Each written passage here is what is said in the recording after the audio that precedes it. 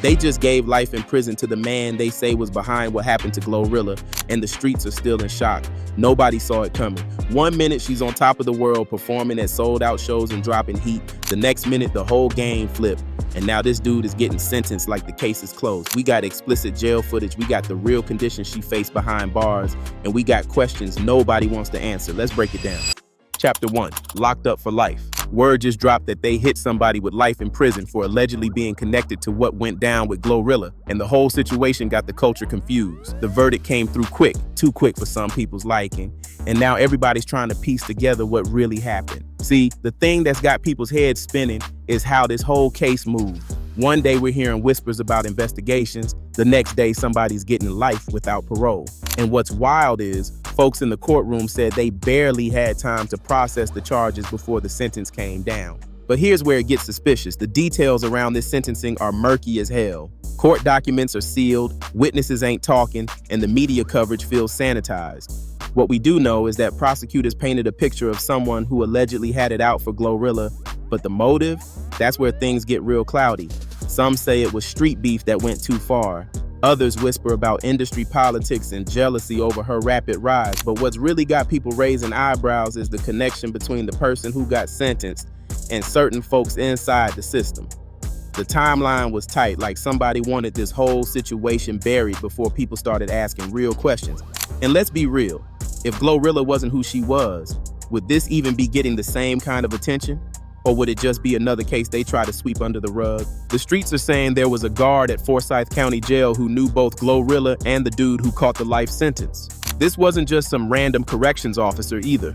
Word is, this person had deep ties to certain crews and was moving funny long before any of this popped off. According to sources close to the situation, this guard was allegedly passing information, setting up situations, and making sure certain people ended up in certain places at certain times. Real orchestrated type stuff.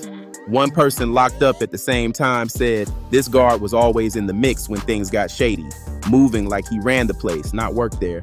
What makes this even crazier is the timeline. The alleged incident that led to this life sentence supposedly happened around the same time GloRilla was dealing with her own legal drama. July 2025, she's turning herself in for some trumped up charges after her house got hit. At the exact same time, this other situation is allegedly brewing behind the scenes. Coincidence? The streets don't think so. And what's suspicious is, right when Glo got caught up, this guy's name suddenly started popping up and police chatter like it was all connected. The courtroom was packed when the verdict came down.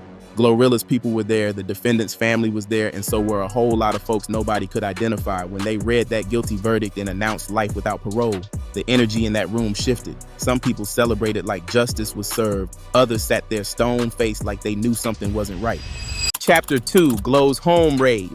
But to really understand why this life sentence feels off, we gotta rewind to July 20th, 2025. It's about 1:30 in the morning in Forsyth County St. Marlowe subdivision, and 3 suspects decide to run up in GloRilla's spot while she's in Indianapolis performing at the WNBA All-Star game. These weren't some rookie stick-up kids either. They knew exactly when to hit, exactly where to go, and exactly what they were looking for. It was surgical, like they had intel from the inside. Nobody just guesses when a celebrity house is empty and skips the cameras like that. The home invasion went sideways quick when a family member inside the house started blasting to scare off the intruders. They bounced with some jewelry, but that's when everything took a turn nobody expected. When the police rolled up to investigate the break-in, instead of dusting for prints or pulling security footage, they claimed they smelled weed. Just like that, the whole investigation flipped. Now GloRilla's the criminal. What made it worse was the spin. The news didn't focus on the armed break-in or how calculated the hit was. They went straight to twisting the narrative. Headlines framed it like GloRilla's lifestyle invited chaos, like she had brought this on herself. If they didn't show pictures of the damage, they didn't highlight the trauma, they pulled her mugshot instead and used body cam footage of her arrest as the thumbnail. Instead of treating her like a victim, they flipped the narrative instantly, like they were waiting for a reason to drag her name. That same night, her name started trending, not as a robbery victim, but as a suspect. That's how fast they flipped the optics. 2 days later, July 22nd, GloRilla voluntarily turns herself in. Let me repeat that, voluntarily. She wasn't hiding, wasn't running, wasn't doing nothing but trying to clear her name. They hit her with felony marijuana possession charges and possession of a Schedule I substance. The bond, $22,260 for weed in her own house. That got broken into while she wasn't even there. It's like getting robbed and then charged because the kitchen was dirty. Makes no damn sense. But here's what really happened when they processed her at Forsyth County Jail. The conditions in that place, man, listen, we're talking about cells with black mold creeping up the walls, toilets with no privacy, lights that stay on 24/7 so you can't even sleep. The mattresses are basically yoga mats, and the food, don't even get me started on what they claim is food. One woman locked up there said she used socks as pillows and counted rats just to pass time. That's the level of grime we talking about. Another former inmate said if your skin broke open, that wound was basically a death sentence. No treatment, no care, just bandages and silence. And it wasn't just about the conditions, it was about humiliation. Sources said footage of GloRilla during intake somehow made its way online. Her standing in line, looking exhausted, cuffed, no makeup, wearing a paper gown, viral, on blogs, on fake accounts, on memes. Former inmates from Forsyth County had been speaking out about that place for years. One woman who did time there in 2024 said the showers had brown water coming out, and guards would turn off the hot water in winter as punishment. Another dude said he watched people develop serious infections from the unsanitary conditions, and medical would just give them Tylenol and send them back to their cell. And let's not even get into the mold. People said it got in their lungs, made it hard to breathe, and nobody came to clean it. Not once. When GloRilla walked through them doors, word spread quick. You got one of Memphis's hottest rappers, somebody who just performed for WNBA stars, now sitting in a cage. The rumors about what went down that first night are wild. Some say a group of inmates tried to press her, testing to see if she was really about what she rapped. Others claim guards set her up, putting her in a cell with known troublemakers. It was like a welcome party from hell. Folks were sizing her up, whispering about her in corners, waiting to see if she'd fold. What we do know is that the guards at Forsyth County got a reputation for playing mind games. Multiple sources confirmed they blasted GloRilla's own music through the speakers, especially FNF, Let's Go, on repeat. Imagine being locked in a concrete box, stressed about your case, and they're using your own success to torture you. That's psychological warfare. They used her lyrics as weapons, mocking her bars like she was a clown instead of a queen. Straight disrespect, but it gets deeper than just the music. Former inmates say guards at Forsyth County would spread rumors about high-profile inmates to create tension. They'd tell one group that the celebrity inmate was talking down on them, then sit back and watch the drama unfold. It's a tactic they allegedly use to break people down mentally before their court dates. One girl who was in there said she saw it play out with other celebs too. Staff feeding stories to stir the pot, just to sit back and laugh. The physical abuse allegations are even more disturbing. While we can't confirm every detail, multiple sources claim GloRilla was placed in situations where confrontation was inevitable. And as the footage and stories started leaking out, fans went from sympathy to outrage. Twitter feeds turned into war zones, TikTok was flooded with voiceovers on her mugshot, and blogs couldn't decide if they were defending her or dragging her. The entire internet became a battleground over how this black woman was being treated by a broken system. Chapter 3, GloRilla Fights Back. When GloRilla finally made bail and got out that same day, she wasn't about to stay quiet. On July 23rd, she hopped on Twitter and laid out the whole situation in a way that had the entire internet ready to ride for her. My house got home invaded Saturday while I was in Indianapolis performing for the WNBA All-Star game. Instead of focusing on finding the suspects, they focused on some cannabis, she posted, breaking it down in 3 points that exposed exactly how backwards the whole situation was. And the way she dropped them facts, it was surgical, clean, precise, and impossible to ignore. She didn't scream, she didn't cry, she just laid out the timeline and let the truth slap everybody in the face. That post went nuclear. Over 60,000 likes, thousands of reposts, and comments from fans, celebrities, and even legal experts pointing out how this was a textbook case of misplaced priorities. She followed up with another tweet that really drove it home. So no, I wasn't busted. My house got robbed, I wasn't home, and long story short, my house gets home invaded, and I'm the only one that gets arrested. The public response was immediate and overwhelming. Social media became a battlefield of support, with hashtags like #JusticeForGloRilla and #FreeGloRilla trending for days. Fans were posting screenshots of Georgia's marijuana laws, pointing out how other states had already legalized or decriminalized what GloRilla was being charged for. The hypocrisy was glaring. Here's a woman who was literally the victim of a violent crime, and she's the one facing felony charges. Even former prosecutors were on podcasts saying this whole arrest was a PR stunt in uniform. Her legal team, Drew Findling and Marissa Goldberg, came out swinging too. They called the arrest a troubling example of misplaced law enforcement priorities and emphasized how their client was being penalized for something found during an investigation where she was the victim. Findling, who's represented everyone from Gucci Mane to Offset, wasn't playing around. He made it clear they were ready to fight these charges and expose the systematic issues at play. Sources close to the team say they were digging up everything, from jail records to guard rotations, to build the bigger picture. They weren't just trying to beat charges, they were about to expose a whole network of mess. And while that legal fight was brewing, more receipts kept surfacing. An old clip from a podcast in early 2024 resurfaced where GloRilla had warned about how the industry and the system treat successful women, how people smile in your face but work behind the scenes to tear you down. That moment hit different now.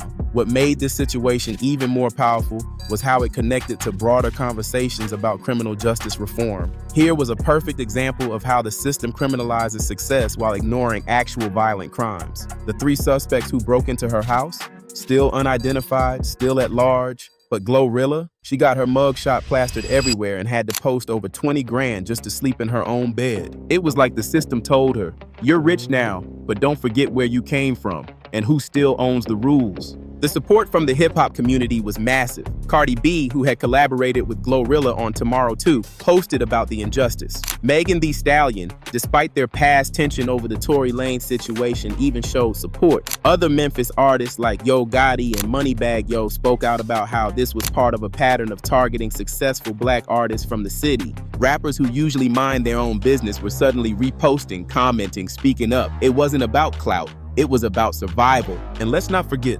GloRilla's rise to fame wasn't some overnight TikTok moment. She clawed her way out of the trenches, dropped bangers that put Memphis back on the map, and didn't ride no cosign. So when they tried to flip the script and paint her as reckless, it didn't stick. Her fans knew better. Her city knew better. This wasn't her first time dealing with the boys in blue, and her past was being used against her in the court of public opinion. The April 2024 DUI stop in Gwinnett County was getting replayed all over again. That traffic stop was a whole movie. Pulled over for an illegal U-turn, but it escalated quick when they found an open container and smelled alcohol. The breathalyzer didn't lie. She was over the limit. But what really made that stop go viral was when she asked the officer, "Do you know who I am?" Do you know who I am? No. It became a meme, a punchline, proof to some that fame had gone to her head. But real talk, she was probably just trying to explain why she had security following her, why the situation might look different than your average traffic stop. And then came the jail footage rumors. A few blogs posted grainy clips of a woman that looked like GloRilla being escorted by guards. No sound, low resolution, but it was enough to send Twitter into a frenzy. Some swore the footage showed her breaking down. Others said she was fighting with another inmate. Nobody knew the truth, but everybody had an opinion. These stories painted a picture of a facility that wasn't interested in rehabilitation or even basic human dignity. It was about breaking people down, especially those who might have the platform to speak out about what they experience. GloRilla walking through those doors wasn't just another booking. It was a high-profile inmate who could potentially expose what really goes on behind those walls. They didn't see her as an inmate, they saw her as a threat, and they treated her like one. Chapter 4, the system's real target. Now here's where the story takes another turn that nobody saw coming. While GloRilla was dealing with her case and speaking out about the injustice, things were moving in the shadows. Remember that guard we mentioned earlier? According to multiple inmates who were there during GloRilla's brief stay, this particular guard had been moving funny for months. They'd arranged certain inmates to be in certain places, pass information between people who weren't supposed to be communicating, and sometimes even bring in contraband for the right price. But when GloRilla showed up, their behavior allegedly changed. They became more aggressive, more targeted, like they had a personal stake in making her time there as difficult as possible. And what made it wild, people inside were saying this guard walked around like he was untouchable, like he ran the jail more than the actual warden. Every time GloRilla made a phone call or got a visitor, he was posted nearby like clockwork. The connection between this guard and the person who got hit with the life sentence, that's where things get really suspicious. Now here's where it gets real tangled. Word is, GloRilla wasn't just caught in the middle of all this by accident. Some folks say she had past ties to both the man who got sentenced and the jail guard who suddenly got way too involved in her case. Not like they were all working together, but like she was the link, connected to both in different ways, and neither side knew the full story. That's the kind of triangle that don't come out clean. Street sources claim they went way back, had ties to the same neighborhoods in Memphis, and might have been working together on something that GloRilla's success was threatening to expose. Some say it was about drug operations that used to run through certain venues where she performed. Others think it was deeper, about control over Memphis's rap scene and who gets to blow up. One ex-inmate said the guard even bragged about knowing real hitters outside the jail, like he had reach on both sides of the wall. And let's keep it real, GloRilla didn't just blow up, she shifted the whole landscape. She was the face of a new wave, unfiltered, unapologetic, and bigger than they expected. That kind of energy don't sit right with gatekeepers who think they still control the narrative. So when she got locked up, it wasn't just about weed or a robbery, it was about knocking her down a peg, making her a headline for the wrong reasons, turning her name from power to pity. What we do know is that after GloRilla went public with her story, after she exposed the conditions at Forsyth County and the backwards priorities of law enforcement, certain people started moving different. The guard in question suddenly requested a transfer. Key witnesses in various cases started changing their stories. And then, almost like clockwork, this life sentence comes down for someone who was allegedly connected to all of it. People who had been talking suddenly got quiet. Others who never said a word started popping up on interviews with new versions of events. The prosecution in that case moved with unusual speed and secrecy. They fast-tracked everything, limited media access, and sealed documents that should have been public records. When defense attorneys tried to introduce evidence about corruption within the jail system and potential setups, judges shut it down quick. They kept the focus narrow on the specific charges and refused to let anyone explore the bigger picture. Legal experts watching the case said it felt packaged, like a show trial meant to tie off loose ends before questions got louder. And if you notice, the mainstream media barely touched it. No big exposés, no follow-up interviews, just a one-paragraph headline and silence. Like they wanted it off the radar before folks caught on. But the streets know what's up. They see the pattern. A successful woman from Memphis gets too big, starts making real money, starts having real influence. Suddenly, her house gets hit while she's conveniently out of town. The police focus on some weed instead of armed intruders. She gets thrown in a hellhole jail where a compromised guard just happens to be working. She speaks out, exposes the system, and boom. Somebody connected to all of it catches a life sentence under suspicious circumstances. It's like watching the same playbook over and over, just with different names on the back of the jersey. This isn't just about GloRilla anymore. This is about how the system responds when people they can't control start gaining power. It's about how they use the criminal justice system as a weapon against success. It's about how they'll violate your rights, traumatize you with inhumane conditions, and then act like you're the criminal for having some weed in your own house after it got robbed. And when the system's caught slipping, they don't apologize, they double down hard. So now one man sits behind bars for life, and a rising star almost got erased from the industry, all without the public ever getting the full story. The system ain't broken. It's just working exactly how they designed it to. That's a wrap on this one, y'all. Thanks for rocking with me from start to finish. If this hit different, smash that like and let me know in the comments. Catch y'all on the next one.